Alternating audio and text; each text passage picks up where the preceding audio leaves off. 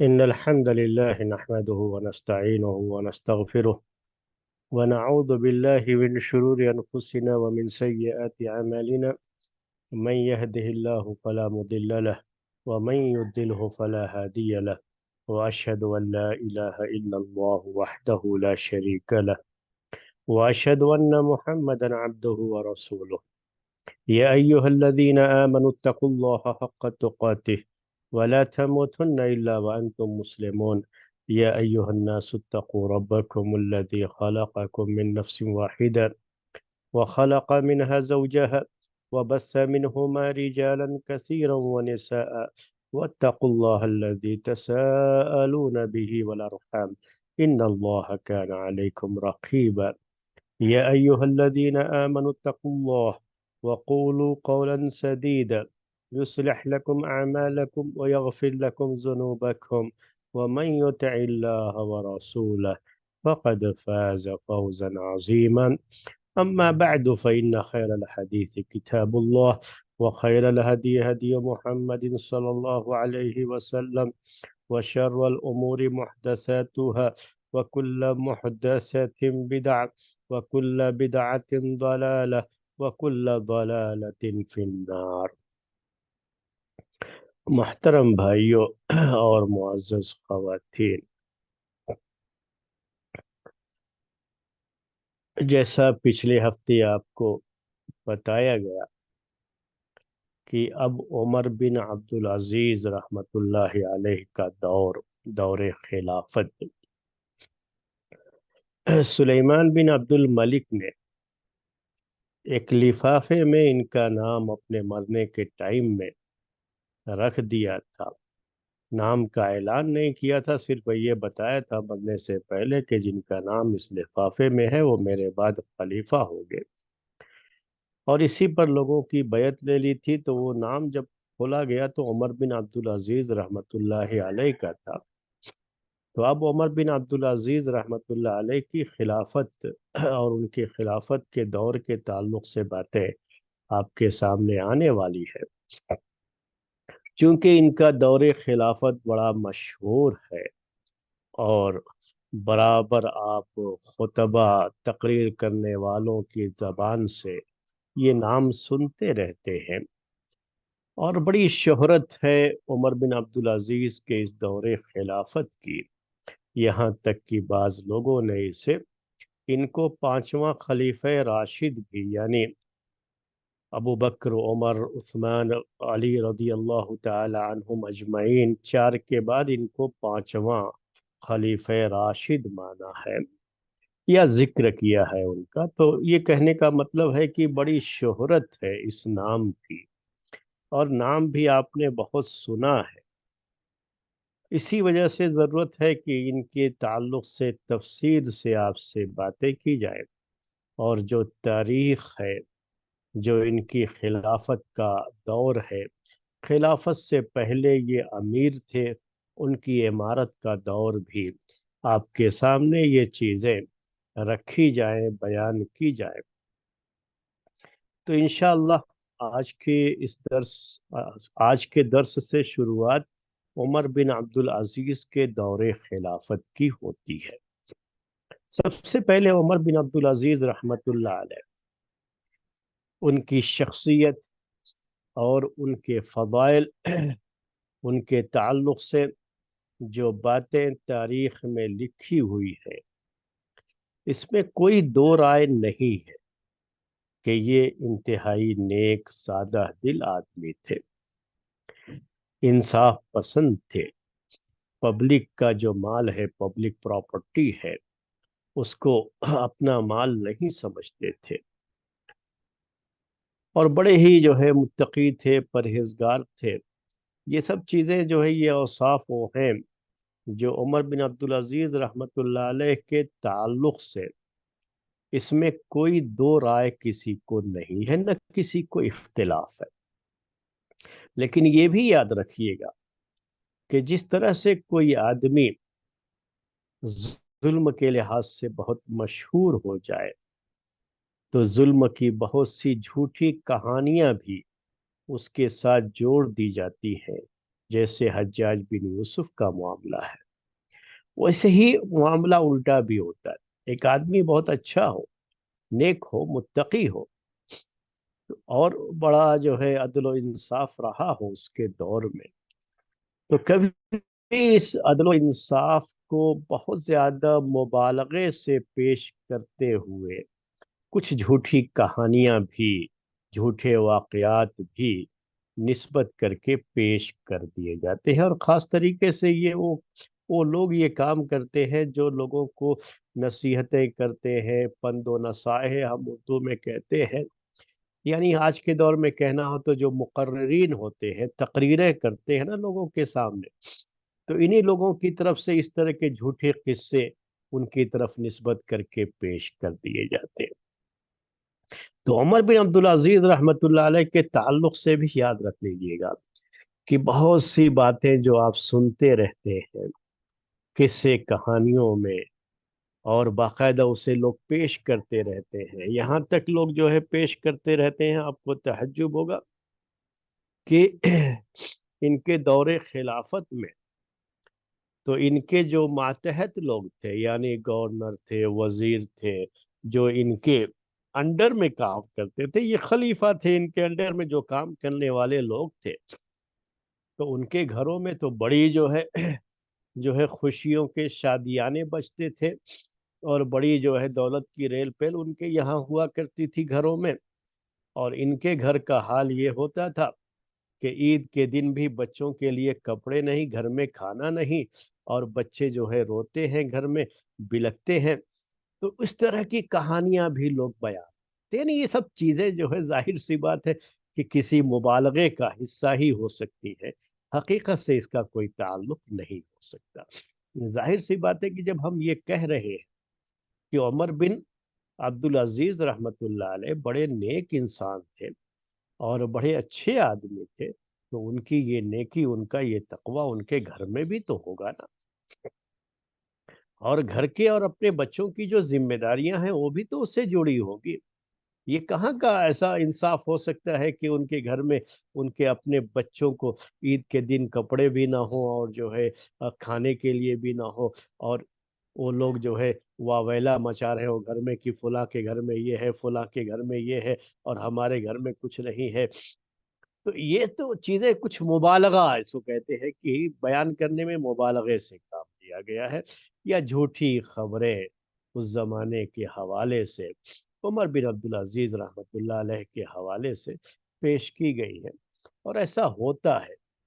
کہ جب کوئی شخص بہت مشہور ہوتا ہے کسی بھی معاملے میں، آج کے دور میں بھی ایسا ہوگا، بڑی شہرت ہو گئی، تو بہت سے جھوٹے واقعات بھی اس کی طرف نسبت کر کے لوگ بیان کرتے رہتے ہیں۔ بات کہیں ہوگی بہت معمولی سی، اور اس میں کوئی خاص مسئلہ نہیں رہتا ہے، لیکن اس معمولی سی بات کو اتنا بڑھا چڑھا کر کے پیش کریں گے کہ وہ لگتا ہے اس کے بعد لگے گا کہ کسی اور دنیا کی مخلوق ہے، اس دنیا کی وہ مخلوق نہیں ہے۔ تو اس طرح کے مبالغے یہ مقررین کی طرف سے ہر دور میں رہے ہیں، تو عمر بن عبدالعزیز رحمۃ اللہ علیہ کے تعلق سے بھی مبالغے رہے ہیں، جیسے حجاج بن یوسف کے تعلق سے اس کے ظلم کو لے کر کے بہت سے مبالغے بھی کیے گئے۔ اس میں کوئی شبہ نہیں ہے کہ اس نے ظلم کیا ہے، میں اس کا کوئی ڈیفینس نہیں کر رہا ہوں، وہ پہلے جو ہے باتیں اس کے بارے میں آپ کے سامنے آ چکی ہے، اور وہ تاریخ کا حصہ گزر چکا ہے ہمارے اس درس میں، لیکن اتنا بھی برا نہیں تھا جتنا لوگوں نے ذکر کیا ہے۔ یہ میں بار بار آپ سے کہا ہوں کہ بہت زیادہ مبالغے سے بھی کام لیا گیا ہے اس کے ظلم کی کہانیاں بیان کرنے میں۔ تو یہی معاملہ عمر بن عبدالعزیز رحمۃ اللہ علیہ کے تعلق سے بھی ہے، کہ اس میں کوئی شبہ نہیں ہے کہ وہ ایک اچھے آدمی تھے، اور ایک اچھے حکمراں بھی گزرے ہیں، ان کی جتنی تعریف کی جائے کم ہے، لیکن ان کے تعلق سے بھی جو واقعات ذکر کیے گئے ہیں یا تو وہ جھوٹے ہیں، یا ان میں بہت زیادہ مبالغے سے کام لیا گیا ہے، اس حد تک بھی معاملہ نہیں تھا۔ تو یہاں یہ بات بھی نوٹ کر لیجئے گا، وہ بات کیا ہے کہ کبھی آدمی کسی کی تعریف بیان کرتے ہوئے اس بات کو بھول جاتا ہے کہ اس کی تعریف میں دوسرے کی مذمت بھی چھپی ہوئی ہے، برائی بھی چھپی ہوئی ہے۔ یعنی اگر آپ بڑے مبالغے سے کام لیں گے ان کے دور کے تعلق سے کہ ان کی اصلاحات کو لے کر کے، تو اس مبالغے کی زد میں ان کے پہلے کے جو خلفاء تھے وہ بھی ان کی مذمت بھی آتی ہے، یاد رکھیے گا۔ یعنی گویا کہ آپ یہ بات مانتے ہیں کہ ان کے پہلے سب کی سب کرپٹ تھے، اور کرپٹ ہی نہیں، انتہائی کرپٹ تھے، پورا نظام بالکل کرپٹ جو ہے ہو چکا تھا، تو انہوں نے اس کی جو ہے ساری کی اصلاحات کر دی جو ہے۔ تو جیسے اصلاحات میں آپ مبالغہ کریں گے نا، تو لازمی طور پر اس کا اثر دوسرے خلفاء کے تعلق سے گویا کی، اور ان سے پہلے کے جو خلفاء ہیں، آپ یہ کہنا چاہتے ہیں کہ وہ انتہائی کرپٹ تھے۔ ہو سکتا ہے ان کے یہاں کچھ جو ہے چیزیں رہی ہوں، کچھ کرپشن بھی رہے ہوں، میں ان کو کلین چٹ نہیں دے رہا ہوں، چیزیں ہوئی ہوگی، لیکن اتنے بھی برے نہیں تھے۔ تو ان کی فضیلت میں کبھی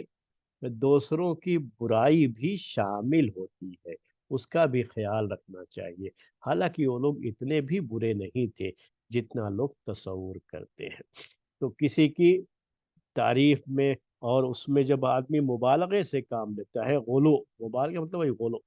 اور غلو سے ہمیشہ اللہ کے رسول صلی اللہ علیہ وسلم نے روکا تھا، اسی لیے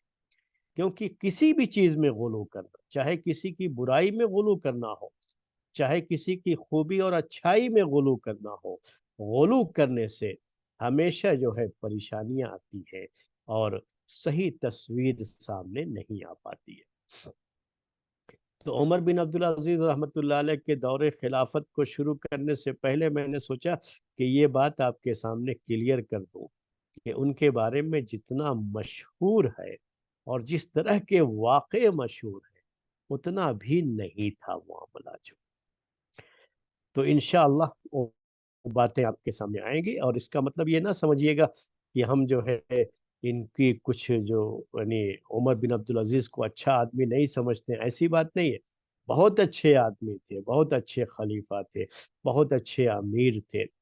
وہ ساری چیزیں جو ہے ان کے تعلق سے صحیح ہیں، اس میں کسی کا کوئی اختلاف نہیں ہے، نہ کوئی دو رائے ہے کا۔ لیکن اس کو بیان کرنے میں مبالغے سے کام، غلو سے کام لیا گیا ہے، وہ بھی ہمارے ذہن پہ رہنا چاہیے۔ تو میں چند باتیں آج کے درس میں انشاءاللہ عمر بن عبدالعزیز رحمۃ اللہ علیہ کی شخصیت کے تعلق سے پیش کروں گا آپ کے سامنے۔ سب سے پہلے تو عمر بن عبدالعزیز بن مروان بن حکم بن ابی العاص بن امیہ بن عبد شمس بن عبد مناف، یہ ان کا پورا نسب ہے، عبد مناف سے جا کر کے ملتا ہے۔ اور اب عمر ان کے والد عبدالعزیز، ان کے والد جو ہے مروان، تو مروان کی ہی نسل سے ان کا بھی تعلق ہے۔ مروان کے بعد جو بھی خلیفہ بنے ہیں، سب کا تعلق مروان کی نسل سے ہی ہے، یعنی معاویہ رضی اللہ تعالی عنہ کی نسل سے نہیں ہے، تو یہ انہی کی نسل سے ہے۔ ویسے سب کو بنو امیہ کہا جاتا ہے، کیونکہ سب لوگ جو ہے، چاہے معاویہ رضی اللہ تعالی عنہ ہوں یا مروان، یہ جتنے بھی ہیں، ان کا سب کا نسب جا کر کے جو ہے بنو امیہ سے ملتا ہے، اور اس لحاظ سے ان سب کو بنو امیہ کہا جاتا ہے، امیہ سے ملتا ہے، تو اس لحاظ سے ان سب کو یہ کہا جاتا ہے۔ تو بہرحال یہ مسئلہ اپنی جگہ پر ہے کہ یہ بنو امیہ کی خلافت مانی جاتی ہے، اور اصل میں یہ لوگ مروان کی ہی اولاد سے تھے۔ مروان کے بعد جو بھی خلیفہ بنے تو مروان کی اولاد سے تھے۔ ان کو عمر بن عبدالعزیز اسی نام سے وہ مشہور ہو گئے۔ ان کے والد جو ہے عبدالعزیز، یہ بچپن سے ان کو علم کی حاصل کرنے کے لیے ان کے والد نے اس کی طرف، ان کی تعلیم اور تربیت کی طرف بڑی توجہ دی تھی، اس لیے یہ حافظ قرآن بھی تھے، اور شریعت کا بھی علم ان کے پاس بہت اچھا تھا، اور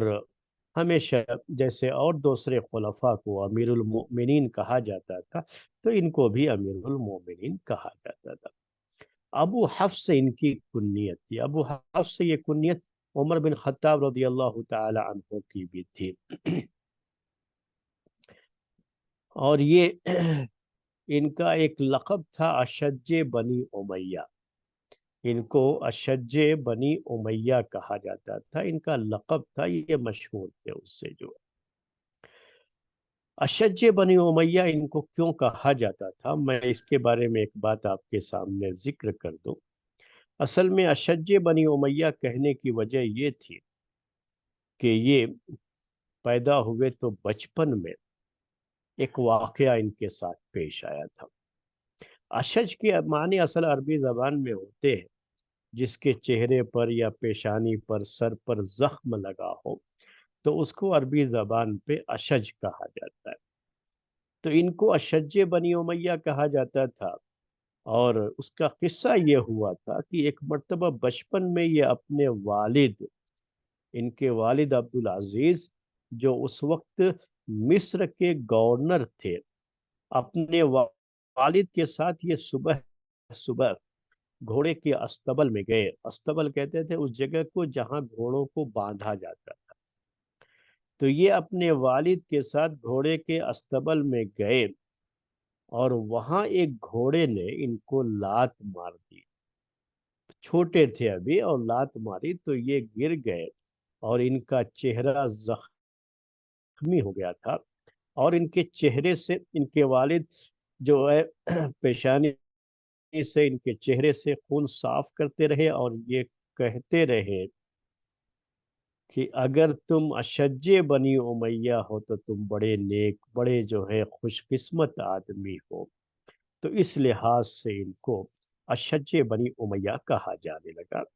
اور جو ہے یہ البدایہ والنہایہ میں امام ابن کثیر نے یہ بات ذکر کی ہے، ان کے تعلق سے یہ واقعہ ذکر کیا ہے۔ تو اس طرح سے ان کے اس پر چہرے پر اس زخم کا نشان رہا، اور انہیں اشج بنی امیہ کہا جانے لگا تھا، اور اشج بنی امیہ کہا جاتا تھا۔ بہرحال جو بھی ہے، ان کا ایک جو ہے معاملہ، یہ ایک لقب تھا، اس لقب کے تعلق سے میں نے آپ کے سامنے بات ذکر کر دی۔ ان کے بارے میں ہم نے آپ سے کہا کہ ان کے اخلاق بھی بہت اچھے تھے، اور ان کی تربیت بڑے اچھے ماحول میں کی گئی تھی،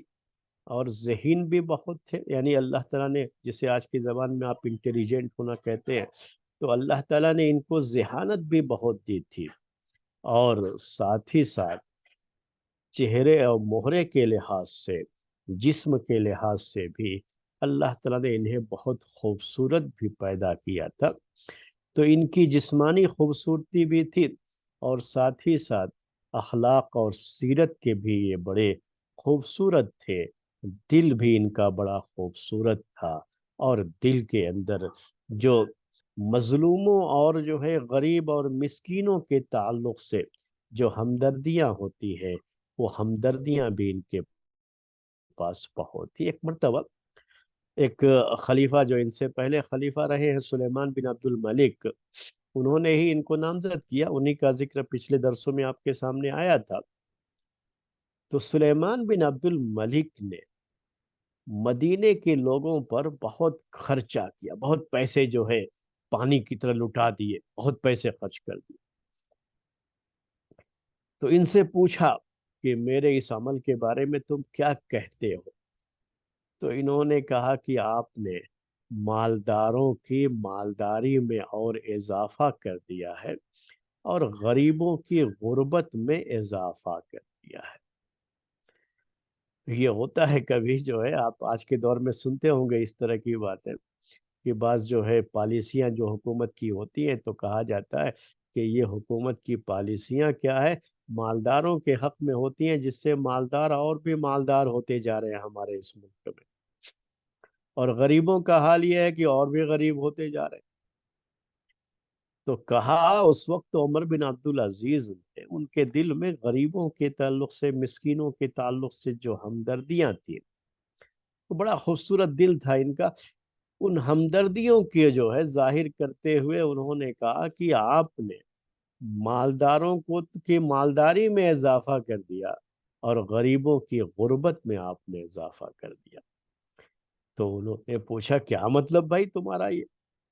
یہ کیا ایسی جو ہے گول مول بات کر رہے ہو، ایسی بات کر رہے ہو، کیا مطلب اس کا جو ہے؟ تو کہا کہ خرچ کرنے کے بھی کچھ اپنے آداب ہوتے ہیں. میں اردو میں یہ بات بیان کر رہا ہوں کہ خرچ کرنے کے بھی اپنے آداب ہوتے ہیں. آپ نے جو ہے غیر مستحق لوگوں پر خرچ کر دیا. صرف یہ کافی نہیں ہوتا ہے خرچ کرنے میں کہ آپ نے خرچ کر دیا، نہیں، یہ کافی نہیں ہوتا ہے نا کہ آپ نے بہت خرچ کیا. آپ نے جس جگہ پہ خرچ کیا وہ جگہ خرچ کرنے کے لائق تھی یا نہیں تھی، یہ بھی جو ہے دیکھا جاتا ہے. آج کے دور کے مسلمانوں کی ایک بڑی جو ہے یعنی کہہ لیجئے کہ ایک بڑا مسئلہ ان کے خرچ کا بھی. حقیقت یہی ہے، اگر آپ پوری دنیا میں دیکھیں گے، میں صرف اپنے اس ملک کی بات نہیں کرتا ہوں، تو پوری دنیا کو آپ اٹھا کر کے دیکھیں گے تو مسلمانوں کے پاس جتنی دولت ہے شاید دوسروں کے پاس نہیں. میں پوری دنیا کی بات کہہ رہا ہوں. لیکن اس کے باوجود جیسے یہ دولت خرچ ہونی چاہیے اس طرح سے ان جگہوں پہ نہ خرچ ہونے کی وجہ سے صورتحال یہ ہے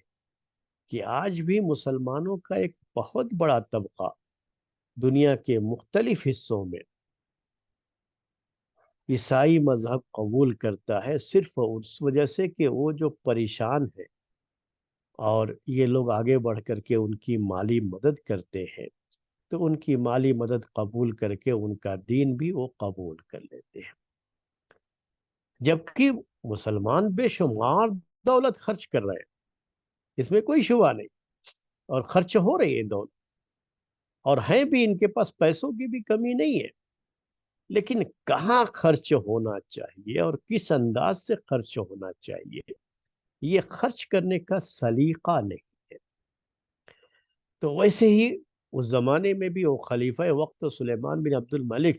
خوب خرچ کیا. ان کو شاید یہ امید رہی ہو کہ عمر بن عبدالعزیز بڑی تعریف کریں گے آج کے علماء کی طرح سے، کہ جب یہ جو ہے دیکھتے ہیں کہ کوئی آدمی خرچ کیا ہے تو بڑی تعریفیں شروع کر لیتے ہیں اس خرچ کرنے والے کی، چاہے اس کا خرچ کرنا صحیح جگہ پر نہ ہوا ہو پھر بھی تعریفوں کے پل تو باندھ دیتے ہیں. لیکن انہوں نے ویسا نہیں کیا.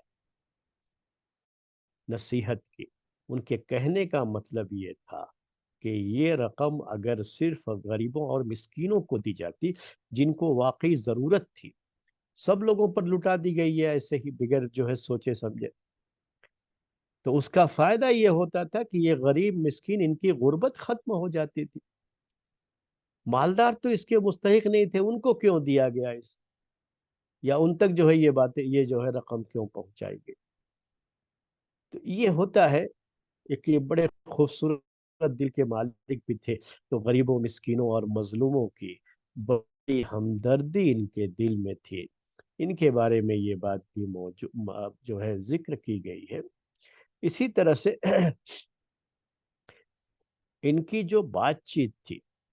اور ان کی جو لینگویج تھی، زبان تھی، وہ بھی بڑی فصیح اور بلیغ زبان اور بڑے اچھے انداز سے گفتگو کرتے تھے، یہ بات چیت کرتے تھے. تو یہ ساری خوبیاں بھی ان کے اندر موجود تھی. یہ عمر بن عبدالعزیز رحمۃ اللہ علیہ کے تعلق سے ان کے والد عبدالعزیز بن مروان، یہ بنو امیہ کے یعنی اس دور خلافت کے کی بڑی عظیم شخصیت شمار ہوتے تھے، جو انتہائی بہادر اور نیک دل انسان تھے. یہ 20 سال سے زیادہ عرصے تک مصر کے والی رہے، یعنی مصر کے گورنر رہے. ان کے والد عبدالعزیز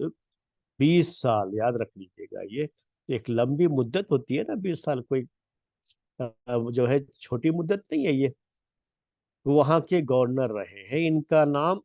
خلافت کے لیے بھی ان کو ولی عہد بنایا گیا تھا پہلے. یہ الگ بات ہے کہ یہ خلیفہ بن نہیں سکے تھے. تو یہ عبدالعزیز بن مروان ان کے والد. اس سے آپ کو اندازہ ہو رہا ہوگا کہ عمر بن عبدالعزیز رحمۃ اللہ علیہ کا بچپن کسی گمنامی میں نہیں بسر ہوا بلکہ یہ ایک جو ہے اس زمانے کے جو بڑے مشہور گورنر تھے عبدالعزیز بن مروان، ان کے بیٹے ہیں یہ، ان کے والد گورنر تھے مصر کے، اور بنو امیہ اس خاندان کے بڑے اہم فرد مانے جاتے تھے، ان کے والد عبدالعزیز رحمت اللہ علیہ، ان کے والد، انہوں نے اب جب یہ پیدا ہوئے تو ان کے بارے میں یہ بات بھی ہے کہ کہاں پیدا ہوئے اور کس سن میں پیدا ہوئے، اس میں مورخین کا کافی اختلاف ہے۔ جگہ کو لے کر کے بھی بعض لوگ کہتے ہیں مصر میں ہی پیدا ہوئے تھے عمر بن عبدالعزیز، ان کے والد مصر کے گورنر تھے اور اسی میں جو ہے دوران ان کی پیدائش مصر میں ہوئی، اور بعض دوسرے بلکہ زیادہ تر یہی ہے کہ ان کی پیدائش مدینے میں ہوئی، تو عمر بن عبدالعزیز کی پیدائش مدینے میں ہوئی، اور 61 ہجری لکھا ہے۔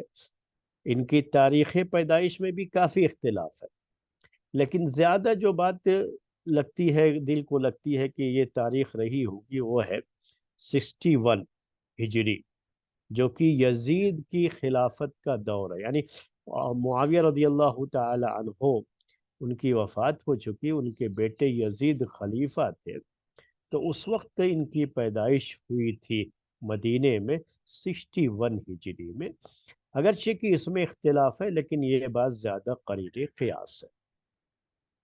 آپ کے والد کے بارے میں بات کر رہا تھا میں عبدالعزیز کے تعلق سے، کہ آپ کے والد کے تعلق سے جو ہے یہ چیزیں بڑی مشہور ہیں،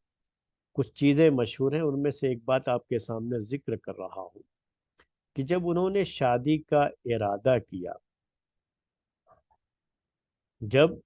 انہوں نے شادی کا ارادہ کیا ان کے والد یعنی عبدالعزیز، تو اس وقت انہوں نے جو ان کے مال وغیرہ کی، جیسے آج کل ہوتا ہے نا کہ کسی آدمی کے پاس کوئی جو ہے فائنانشیل ایڈوائزر ہوتا ہے، تو یوں کہہ لیجئے کہ ان کے جو فائنانشیل ایڈوائزر تھے، آج کی اصطلاح میں بات کہوں میں تو یہ تو لفظ جو ہے کتابوں میں نہیں لکھا ہوا ہے، لیکن اگر آج کی زبان میں کہنا چاہوں تو یہ کہہ سکتا ہوں کہ یہ ان کے جو فائنانشیل جو ایڈوائزر تھے، ان کو انہوں نے بلا بھیجا اور یہ کہا کہ میرے جو بھی میری دولت ہے، میرے پاس مال ہے، اس میں سے 400 بالکل جو حلال کمائی کے ہوں وہ جو ہے جمع کر، کیونکہ میں ایک جو ہے ایسی عورت سے شادی کرنا چاہتا ہوں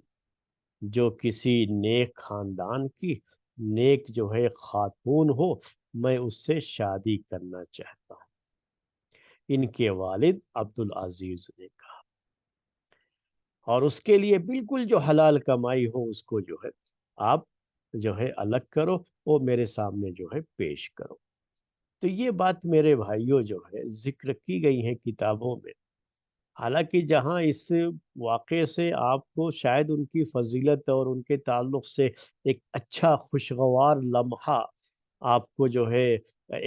خوشگوار احساس جو ہے شاید ہو رہا ہو، لیکن ایک دوسرا پہلو بھی تو نکلتا ہے اس کا، کہ اس کا مطلب یہ بھی تو نکلتا ہے کہ ان کی ساری دولت حلال کی کمائی کی نہیں تھی،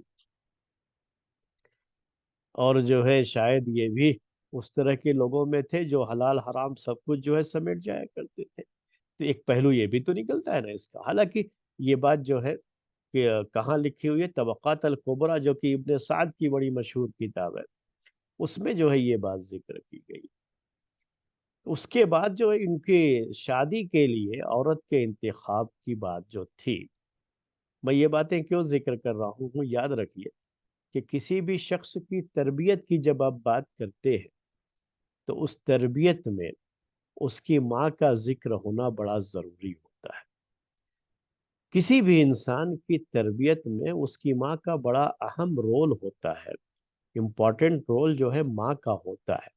تو کہتے ہیں کہ بچوں کی تربیت اصل میں آدمی کی وہیں سے شروع کر لیتا ہے جہاں کسی لڑکی کا انتخاب کرتا ہے شادی کے لیے، تو اس کو یہ دیکھنا ہوتا ہے کہ اپنے آنے والے بچوں کے لیے، کیونکہ شادی کرے گا تو بچے بھی ہوں گے، اس کے لیے وہ کس طرح کی گود اور کس طرح کی تربیت گاہ اور کیسے مدرسے کا انتخاب کرتا ہے، کیونکہ عورت اصل میں ماں جو ہوتی ہے یہ بچے کا پہلا مدرسہ بھی ہے، یعنی پہلا اسکول بھی ہے، اور بچے کی پہلی تربیت گاہ بھی ہے، یہیں سے بچے کی تربیت کی شروعات ہوتی ہے۔ تو کس طرح کی گود بچے کو فراہم کرنا چاہ رہے ہیں؟ اس کے لیے اگر کسی نیک صالح خاتون کا انتخاب عمل میں آتا ہے تو یہاں سے کیا ہے، گویا کہ آپ نے اپنے بچوں کے لیے ایک ایسی گود کا انتظام کر دیا ہے، ایک ایسے مدرسے کا انتظام کر دیا ہے، ایک ایسی تربیت گاہ کا انتظام کر دیا ہے جہاں پہ آپ کا بچہ حسن سیرت اور اچھے اخلاق، اچھی عادات اور اچھے انداز سے تربیت پائے گا۔ عبدالعزیز رحمت اللہ علیہ کے بارے میں یہ بات کہ انہوں نے ایک ایسی جو ہے لڑکی کے بارے میں سوچنا شروع کیا جس سے وہ نکاح کرے، شادی کرے۔ لڑکی کا انتخاب، لڑکی کی جو ہے تلاش اور جستجو شروع ہوئی تو ان کی شادی طے پاتی ہے۔ امیر المؤمنین عمر بن خطاب رضی اللہ تعالی عنہ کی نواسی تھی، جنہیں ام عاصم کہا جاتا تھا، جو ہے ام عاصم بنت عاصم بن عمر بن خطاب، عاصم بن عمر بن خطاب، ان کا نام آیا سامنے اور ان سے ان کی شادی طے ہو جاتی ہے۔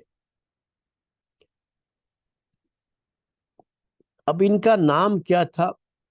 ان کے نام کے تعلق سے بھی، یعنی ان کی ماں کا نام، عمر بن عبدالعزیز کی ماں کا نام، جو کہ عبدالعزیز کی بیوی تھی، جس بیوی کا انہوں نے انتخاب کیا، اور اس بیوی کا تعلق کہاں سے جڑتا تھا؟ عمر بن خطاب رضی اللہ تعالی عنہ کے خاندان سے جڑتا تھا، اور جو ہے وہاں سے اس کی نسبت جڑتی تھی۔ تو بعض لوگوں نے اس کا نام لیلا بھی لکھا ہے کہ اس کا نام لیلا تھا، لیکن جو بھی ہے، نام چاہے جو بھی رہا ہو، یہاں ہمیں نام سے لینا دینا نہیں ہے، کہ بس یہ ہے کہ جس لڑکی کا انتخاب عمل میں آیا اس کا رشتہ کہاں سے جڑتا تھا؟ عمر بن خطاب رضی اللہ تعالی عنہ سے جڑتا تھا۔ اور اس طرح سے اس عورت سے شادی ہونے کے بعد اس عورت کے پیٹ سے جس بچے نے جنم دیا، عبدالعزیز کے جس بیٹے نے جنم دیا، دنیا اسے عمر بن عبدالعزیز کے نام سے جانتی ہے۔ یہ عمر بن عبدالعزیز تھے۔ عمر بن عبدالعزیز رحمت اللہ علیہ، ان کی جو ہے تربیت جو ہوئی تھی، ان کی تعلیم جو ہوئی تھی، وہ مدینے میں ہوئی تھی۔ پیدائش کے بارے میں بھی اختلاف ہے کہ مدینے میں ہے یا مصر میں ہے۔ ان کے والد اس وقت مصر کے گورنر تھے، وہ بھی اپنی جگہ پر ہے، لیکن ان کو مدینے میں ہی رکھا گیا، اور مدینے میں ہی ان کی تعلیم اور تربیت کا انتظام کیا گیا۔ ان کا معاملہ یہ تھا کہ پیدا ہونے کے بعد سے ہی مدینے کا ماحول، مدینہ تو آپ جانتے ہی ہیں کہ بڑے بڑے صحابہ وہاں پر، یعنی بڑے صحابہ سے مطلب جس وقت یہ رہے ہیں اس وقت وہ صحابہ ہی رہ گئے تھے جن کو چھوٹے صحابہ کہا جاتا ہے، لیکن اس وقت کے لحاظ سے میں یہ بات کہہ رہا ہوں کہ ان میں صحابہ بھی تھے اور بڑے بڑے تابعین تھے جس وقت یہ مدینے میں پرورش پا رہے تھے۔ تو یہ صحابہ اور جو ہے تابعین کی صحبت انہیں جو نصیب ہوئی، چند صحابہ سے ان کی ملاقات کی باتیں ہیں، اور ظاہر سی بات ہے کہ یہ وہ صحابہ ہی رہیں گے جو صحابہ کے بارے صحابہ میں نہیں شمار ہوتے رہے ہیں اللہ کے رسول صلی اللہ علیہ وسلم کے دور میں، کیونکہ جو لوگ اس عمر کے لوگ تھے وہ سب کے سب دنیا سے جا چکے تھے۔ تو ایک صغار صحابہ، صغار سے مطلب ہوتا ہے یہ عمر کے لحاظ سے، یاد رکھیے گا، یہ مرتبے کے لحاظ سے نہیں ہوتا ہے۔ تو عمر کے لحاظ سے جن کی عمریں کم تھیں اللہ کے رسول صلی اللہ علیہ وسلم کے زمانے میں، تو وہی لوگ بعد میں زیادہ لمبی مدت تک زندہ رہے اور ان سے ملاقاتیں ان لوگوں کی ہوئی ہیں۔ تو عمر بن عبدالعزیز رحمۃ اللہ علیہ کی ملاقات بھی بعض صحابہ سے رہی، اور زیادہ تر تابعین اس وقت وہاں موجود تھے مدینے میں، ان سے جو ہے انہوں نے تعلیم حاصل کی۔ بچپن میں ہی قرآن حفظ کر لیا تھا انہوں نے، ان کا نام بھی عمر ہی رکھا گیا تھا، اس لحاظ سے آپ سمجھ سکتے ہیں کہ عمر بن عبدالعزیز یہ تو عمر بن خطاب رضی اللہ تعالی عنہ کے نام پر ہی ان کا نام بھی رکھا گیا تھا۔ اب یہ عمر بن عبدالعزیز رحمۃ اللہ علیہ، ان کی شخصیت کو بنانے میں جو بھی عوامل تھے، اسباب تھے، یعنی ریزن کہہ لیجئے، اس وقت کے جو حالات تھے اس کے لحاظ سے، تو سب سے پہلے مدینے کا وہ ماحول جو بڑا علمی ماحول تھا مدینے کا، یہ سیاست اس زمانے میں تو جو دارالخلافہ تھا یعنی کیپٹل سٹی کہہ لیجئے، تو وہ تو دمشق کا علاقہ تھا۔ تو مدینے اس میں اس طرح کی سیاسی سرگرمیاں کم ہوتی تھیں، اور یہاں زیادہ تر علم اور جو ہے تربیت اور اس طرح کی مجلسیں زیادہ لگتی تھیں مدینے میں، اور اسی طرح کے ماحول میں انہوں نے آنکھ بھی کھولی تھی، اور ان کا بچپن گزرا تھا ان کی تربیت میں، تو اس چیز نے بڑا اہم کردار ادا کیا تھا، بہت ہی اہم رول پلے کیا تھا۔ تو بچپن ہی میں ہم نے کہا کہ انہوں نے قرآن یاد کر لیا تھا، اور ہمیشہ اس زمانے کے جو بڑے بڑے مدینے کے فقہا کہلاتے تھے، اور مدینے کے حدیث کی روایت کرنے والے جن کی حدیث کی مجلسیں لگا کرتی تھیں، ان میں ان کا آنا جانا تھا، چونکہ مدینے میں رہ رہے تھے اس لیے وہاں پر ان کا آنا جانا بھی تھا۔ تو ان کا جیسے جیسے یہ آگے بڑھتے گئے، جوانی کا دور قریب آتا گیا، ویسے ہی ان کی ملاقاتیں علماء کے ساتھ، اس زمانے کے جو روات تھے، جو حدیث کی روایت کرنے والے اور فقہی مسائل بیان کرنے والے لوگ تھے،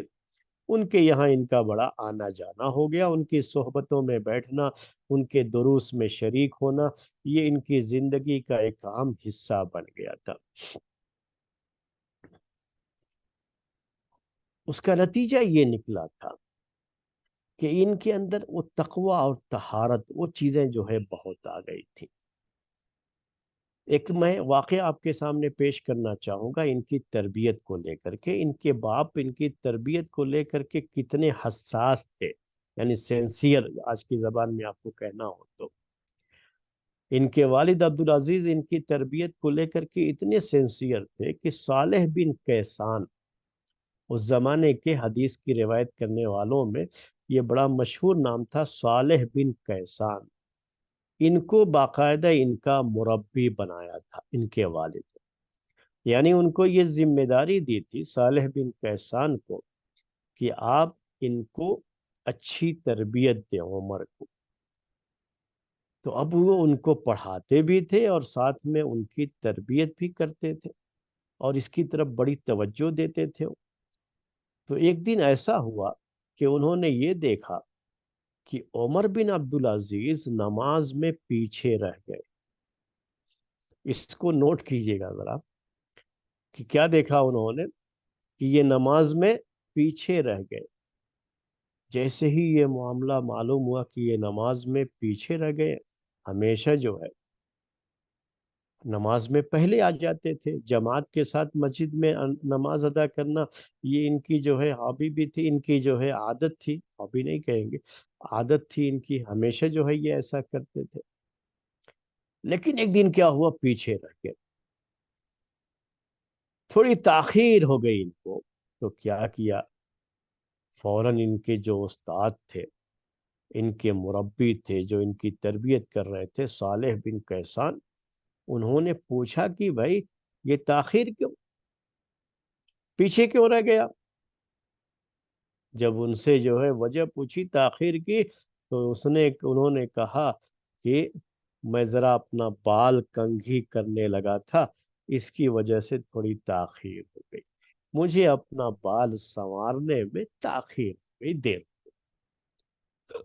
نوٹ کیجئے گا اس کو۔ ایک بات یہ بھی جو ہے آپ کے ذہن میں لا دوں، پہلے بھی میں نے یہ بات شروع میں کہی کہ یہ جیسے ان دل کے بڑے اچھے آدمی تھے، بڑے اچھے اخلاق کے تھے نا، ویسے ہی شکل و صورت کے لحاظ سے بھی بڑے خوبصورت تھے یہ عمر بن عبدالعزیز رحمۃ اللہ علیہ۔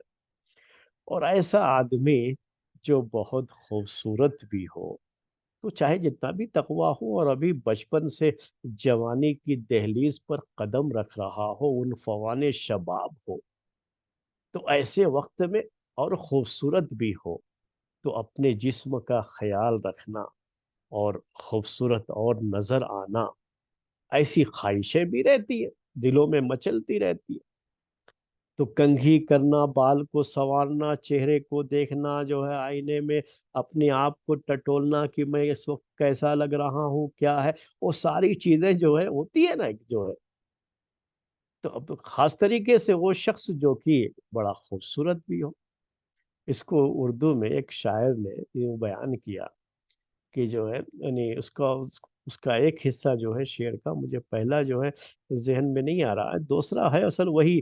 جو ہے بیان کرنے کا مقصد ہے کہ وہ شاعر نے کہا کہ خدا جب حسن دیتا ہے تو نزاکت آ ہی جاتی۔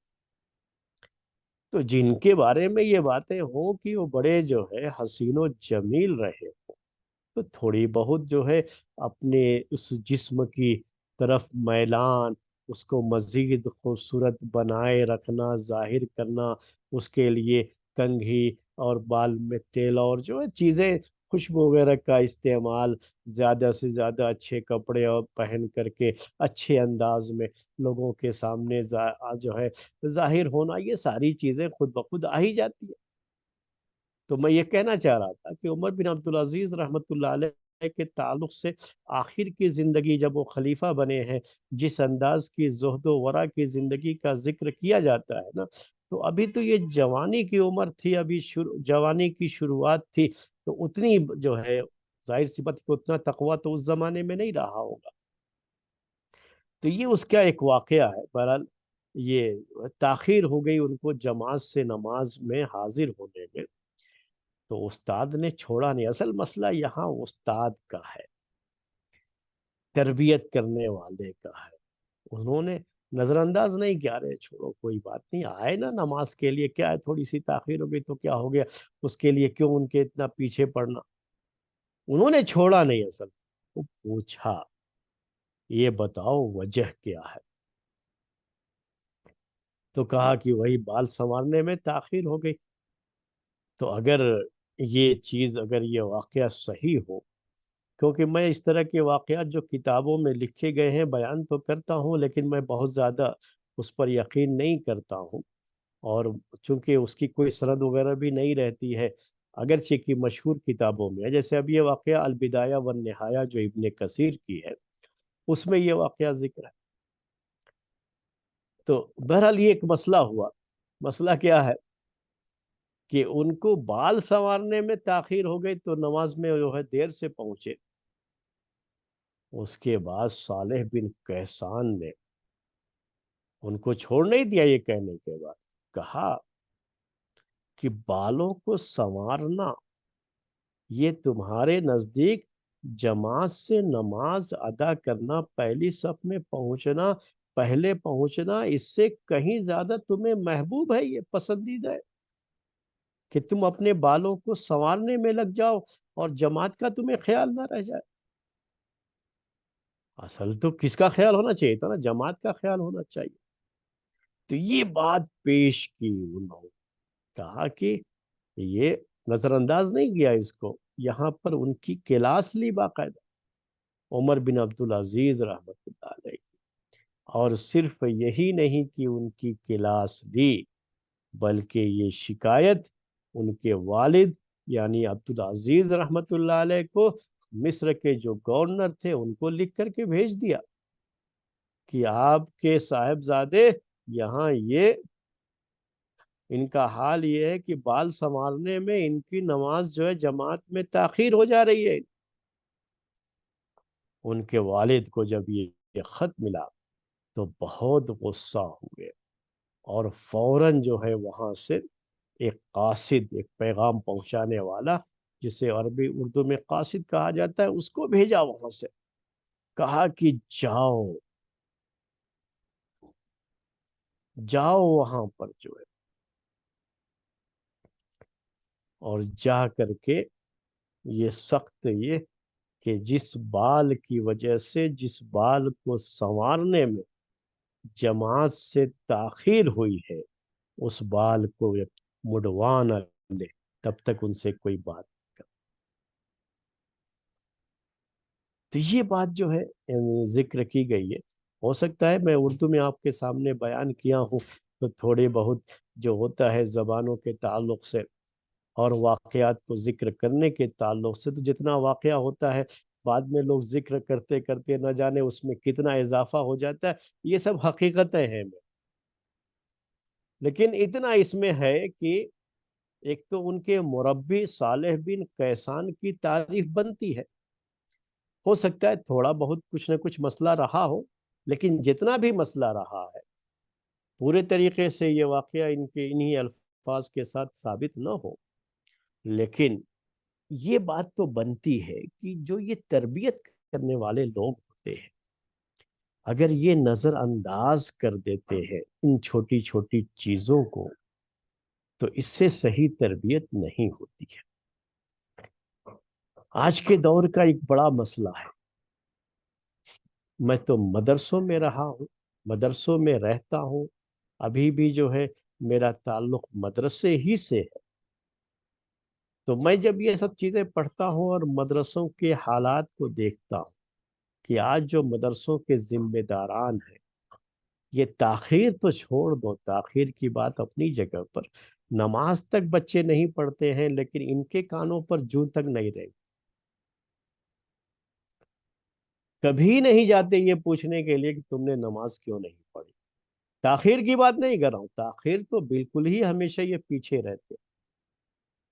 جماعت میں آپ دیکھیں گے کوئی بھی نماز ایسی نہیں ہوگی کہ جس میں مسبوق جنہیں کہا جاتا ہے، یعنی جن کی 1 رکعت 2 رکعت 3 رکعت 4 رکعت چھوٹ گئی ہو، کوئی ایسی نماز نہیں ہوتی جن میں ان طلبہ کی، ان بچوں کی جو مدرسوں میں پڑھتے ہیں، 1 2 رکعت 3 رکعت 4 رکعت چھوٹ نہ گئی ہو۔ ایسا نہیں کہ کسی کام میں تھے، ایسے ہی بیٹھے گپے مارتے رہیں گے اور نماز کے لیے اس وقت اٹھیں گے وضو کرنے کے لیے جب 1 رکعت 2 رکعت چلی جا چکی ہوتی ہے، اور گئے جلدی سے تھوڑا بہت جو ہے شامل ہوئے اور کسی طرح سے نماز پوری کی، سلام پھیرا اور فوراً واپس، نہ سنتوں کا پتہ نہ جو ہے کوئی اور چیز، بس کسی بڑی مشکل سے یہ جو ہے نماز ادا ہو گئی۔ اور وہ نمازیں جو سونے کے وقت میں آتی ہے، فجر کی ہو، عصر کی نماز ہو، تو وہ تو بستر پر ہی بہت سے لوگوں کی ہو جاتی، نماز کا پتہ بھی نہیں رہتا۔ تو یہ ماحول ہم نے دیکھا ہے اور ابھی بھی دیکھ رہے ہیں، تو اس طرح کی چیزیں ہیں۔ اور جو ذمہ دار ہوتے ہیں، جن کو یہ ذمہ داری دی گئی ہے، تعجب ہوتا ہے کہ ان کے کانوں پر جو تک نہیں رہتی، وہ محسوس تک نہیں کرتے کہ ان کی تربیت کی ذمہ داری ہمارے کندھوں پر ہے، اور کل قیامت کے دن ہم سے پوچھا جائے گا اس کے بعد، کچھ بھی احساس نہیں۔ تو یہ ایک بات تھی جو نوٹ کرنے کی تھی، اور اس جو ہے واقعے میں صالح بن کیسان نے ایک معمولی سی چیز، اگر دیکھا جائے آج کے دور کے لحاظ سے تو یہ کوئی غلط چیز ہی نہیں ہے۔ آج تو آپ کسی کے سامنے یہ کہہ دیں، اگر اس طرح کی بات پیش کریں، تو ہمارے طلبہ اور ہمارے علماء فوراً یہ کہہ دیں گے کہ ان اللہ جمیل یحب الجمال، کہ اللہ تعالیٰ تو جمیل ہے اور جمال کو، خوبصورتی کو پسند کرتا ہے، تو میں اپنے بال کو سنوار کے رکھتا ہوں، تو اس میں کون سا بڑا مسئلہ ہے، کہ تو اچھی چیز ہے، فوراً حدیث بھی پیش کر دے گا۔ ٹھیک ہے اپنے بال کو سنوار کے رکھو، سب کچھ رکھو، لیکن اس کی وجہ سے آپ کی کلاس میں تاخیر ہو جائے، آپ کی نماز جماعت میں تاخیر ہو جائے، آپ کا کوئی اور اہم کام چھوٹ جائے، تو اس وقت یہ چیز قابل گرفت ہوتی ہے، اور باقاعدہ اس پر گرفت ہونی چاہیے اس وقت۔ یہ تربیت کا حصہ ہے، لیکن دور دور تک کہیں یہ تربیت آپ کو نظر نہیں آئے گی۔ تو یہ صورتحال ہوتی ہے، تو یہ سب مسائل ہوتے ہیں۔ اسی لیے ہمارے بعض لوگ جو ہے احباب جب ہم سے پوچھتے ہیں اپنے بچوں کو مدرسے میں داخل کرنے کے لیے، ہمارے بعض بھائیوں کو بڑا شوق تھا کہ اپنے بچوں کو حافظ بنائیں، تو ہو سکتا ہے آپ میں سے بھی بعض لوگ ہوں میری یہ بات سن رہے ہوں، تو وہاں فلاں مدرسہ ہے اور فلاں شیخ کا فلاں مدرسہ ہے، ان کے گھر سے دور پڑتا تھا، وہ آٹو والوں کا انتظام دنیا بھر کے خرچے کر کے۔ جب تک حقیقت کا پتہ چلتا ہے نا، سال 2 سال 3 سال گزرنے کے بعد، تب تک ٹائم جو ہے نا گزر چکا ہوتا ہے۔ اگر کوئی منع بھی کرے تو جلدی جو ہے لوگ ماننے کو تیار نہیں ہوتے ہیں ایسی باتیں، اس لیے چھوڑ دینا پڑتا ہے کہ چلو خود تجربہ کر لیں گے، اس کے بعد ان کو پتہ چلے گا کہ جیسا یہ سمجھتے ہیں مدرسوں میں ویسا ہوتا نہیں ہے۔ تو بہرحال یہ صورتحال تھی۔ کہنے کا مطلب یہ ہے کہ یہ صالح بن کیسان، ان کا جو یہاں رول ہے نا، یہ بہت اہمیت رکھتا ہے کہ انہوں نے واقعی اپنی ذمہ داری کو سمجھا۔ آج یہ چیز بہت چھوٹی سی لگ رہی ہے کہ بچے نے بال کو سنوارنے میں جماعت سے اسے تاخیر ہو گئی، بڑی چھوٹی سی چیز لگ رہی ہے، لیکن کل کو یہ چیز اس کی تربیت کا چونکہ حصہ ہے، تو اس کی اپنے آپ میں بڑی اہمیت ہے۔ انہوں نے یہ سمجھا، اور اتنا جو ہے اس کو اہمیت دی کہ ان کے باپ کو بھی اس کی خبر کر دی کہ اس کی وجہ سے یہ معاملہ ہو گیا۔ تو بہرحال کہنے کا مطلب یہ ہے کہ جو ہے عمر بن عبدالعزیز رحمۃ اللہ علیہ کی تربیت اس زمانے کے جو مشہور اہل علم تھے مدینے کے، جو حدیث کی روایت کرنے یا جو ہے فقہ کے میدان میں فقہی مسائل کے تعلق سے جن کا بڑا نام تھا، ایسے لوگوں کے انہوں نے حوالے کیا تھا، اور اور اس طرح سے بہرحال ان کی ایک اچھی تربیت ہوئی ہے، مدینے کے ماحول میں اچھی تربیت ہوئی تھی ان کی، اس میں کوئی شبہ نہیں ہے۔ لیکن اب یہاں جو سر کو مڑوانے کی بات ہے، تو اس کو لے کر کے ایک اور جو ہے مسئلہ بیان کروں آپ کو۔ بعض جو ہے جب ہم چھوٹے سے تھے مدرسوں میں پڑھتے تھے تو اساتذہ سر کے بال بڑے ہو جائیں تو فوراً جو ہے سر مڑوانے کا حکم ہوتا تھا۔ جب سر بال بڑے بڑے رہیں گے تو تمہارا پورا دماغ تو بال کو ہی سنوارنے میں رہے گا، ایسا رہے گا ویسا رہے گا۔ تو کبھی کبھی استاد لوگ ہم لوگوں کو یہ بھی کہتے تھے نا کہ تمہارا بال بڑا رہے گا تو تمہارا دماغ تو سارا تمہارا بال ہی کھا جائے گا، بال کو بھی تو خوراک چاہیے نا۔ تو بال کو مڑوانے کی اور چھوٹا کرنے کی بڑی ترغیب دلائی جاتی تھی اس زمانے میں، اور بچوں کے بال ہمیشہ دیکھے جاتے تھے کہ بڑے نہیں رہنے چاہیے۔ تو جو بھی مربی ہوتے تھے بڑا خیال کرتے تھے۔ ابھی جب ہمارا بچپن گزرا ہے تو اس وقت بھی جو مربی ہوتے تھے بڑا خیال کرتے تھے۔ ابھی نہیں ہے وہ صورتحال، میں جو ابھی بتا رہا تھا اب کی صورتحال بتا رہا تھا کہ اب مدرسوں کا حال یہ ہو گیا ہے کہ وہاں جو مربی بھی ہوتا ہے، جو پڑھانے والا بھی ہوتا ہے، سب کو اپنی اپنی تنخواہوں سے مطلب ہوتا ہے۔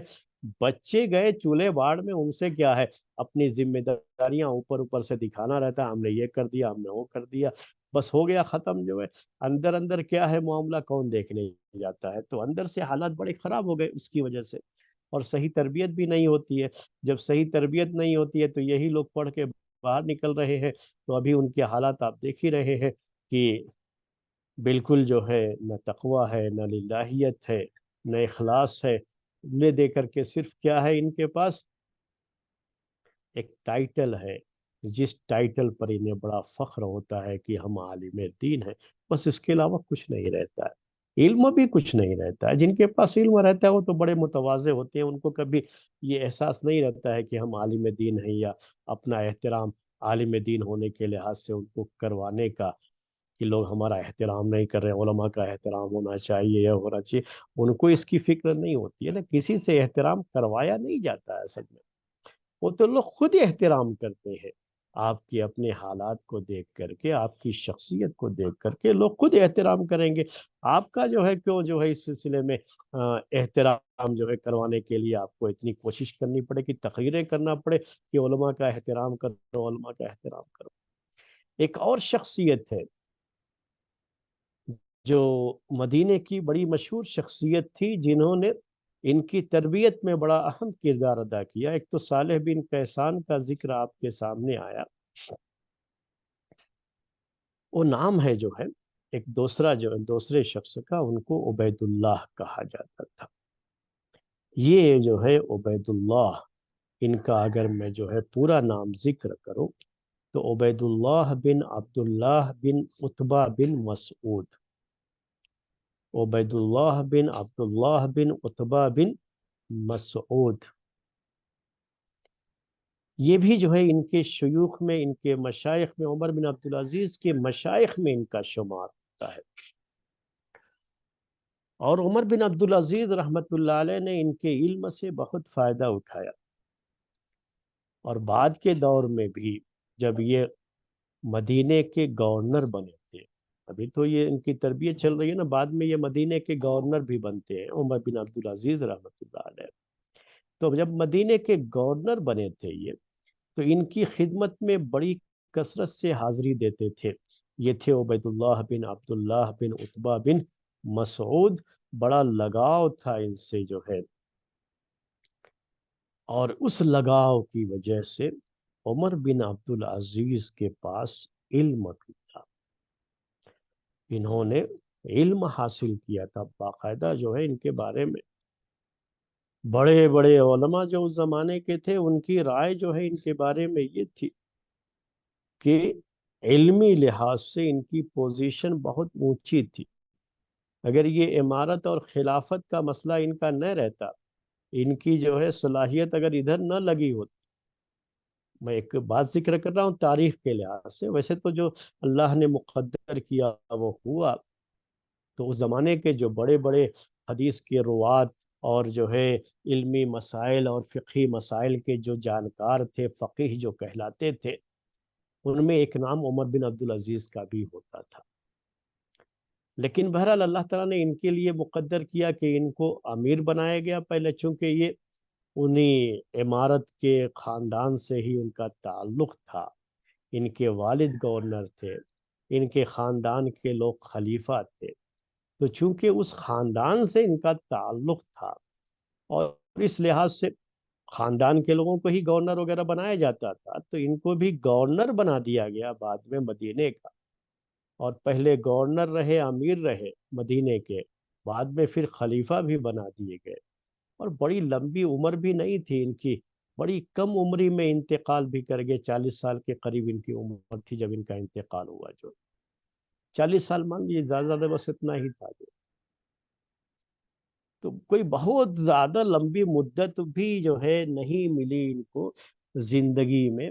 کہ جس میں وہ اور مزید اپنے کارنامے دکھاتے، اور ان کے علمی کارنامے جو ہے شہرت کے بلندیوں پر پہنچتے۔ جس طرح سے خلافت کو لے کر کے ان کی شہرت ہے کہ بہت ہی انصاف پسند خلیفہ کے طور پر مشہور ہوئے، تو علمی میدان میں ان کے وہ کارنامے مشہور نہیں ہوئے۔ کیوں نہیں ہوئے؟ کہ ان کی جو علمی شخصیت تھی، اس علمی شخصیت پر بعد میں خلافت ملنے کے بعد، یا امارت، اس سے پہلے خلیفہ بننے سے پہلے امیر بھی تھے یہ، تو اس وقت جو خلافت اور امارت کی ذمہ داریاں تھیں، اس کو ادا کرنے میں یہ اتنے مشغول ہوئے کہ علم کی طرف اتنی توجہ نہیں رہ گئی تھی۔ حالانکہ یہ تحصیل علم کا مطلب کیا ہے کہ علم کو حاصل کرنے میں اس زمانے کے جو بڑے بڑے ان کے جو ہم سبق لوگ کہہ لیجئے، کلاس میٹ کہہ لیجئے آج کی زبان میں، جنہوں نے ان کی عمر کے جو لوگ تھے، جنہوں نے ان کے ساتھ علم حاصل کیا تھا، ان سے ان کا مقام، ان کی ذہانت، اور یہ بڑے انٹیلیجنس تھے، ہم نے کہا آپ سے شروع میں، تو یہ بہت ہی اونچا درجہ تھا ان کے مقابلے میں ان کا۔ لیکن علمی خدمات میں ان کی وہ شہرت نہیں ہو سکی، کیونکہ ادھر ان کی توجہ نہیں رہی۔ بعد میں بڑے ہونے کے بعد یہ خلافت سے، امارت سے جڑے ہوئے تھے، اور اس دور میں بھی انہوں نے بڑی جو ان کی خدمات کہی جا سکتی ہے نا، حدیث کی تدوین کو لے کر کے، یہ ان کی خدمات میں انشاءاللہ اس کا ذکر آئے گا۔ انہوں نے اس چیز کو محسوس کیا تھا، اور امام زہری کو اس کے بارے میں لکھا، اور جو ہے ایک دوسرے تابعی تھے ان کو بھی، اور کس طرح سے ان کے دور میں حدیث کو جمع کرنے، اکٹھا کر کے لکھنے کا کام سرکاری طور پر کتنے جو ہے زوروں پر یہ کام ہوا تھا۔ تو یہ ان کی شخصیت کا ایک حصہ ہے جو ان کے کارناموں میں انشاءاللہ ذکر کیا جائے گا بعد میں۔ آج چونکہ وقت ہو گیا ہے، ابھی ان کی شخصیت، جب اب یہ امیر بنتے ہیں تو امارت کے دور میں کیا چیز ہوئی، بعد میں کیوں امیر سے ان کو ہٹا دیا گیا، یا خود انہوں نے استعفیٰ دے دیا اور بعد میں مدینہ چھوڑ کے دمشق چلے گئے تھے، یہ سب خلیفہ بننے سے پہلے کی باتیں ہیں۔ تو وہ سب باتیں انشاءاللہ آئندہ درس میں مزید آپ کے سامنے آگے بیان کی جائیں گے۔ آج کا درس یہیں پر ختم کرتے ہیں چونکہ وقت ہو گیا ہے اس کا، اور اس کے بعد ہماری جو ہے تزکیہ کی کلاس ہے، تو پہلے جو ہے ہم آئندہ ہفتے انشاءاللہ اسے پیش کریں گے۔ آج ہم پھر تزکیہ کی کلاس کی طرف متوجہ ہو رہے ہیں، تو تاریخ کے درس کو یہیں پر ہم آرام دیتے ہیں۔ سبحانک اللہم و بحمدک اشہد ان لا الہ الا انت استغفرک و اتوب الیک۔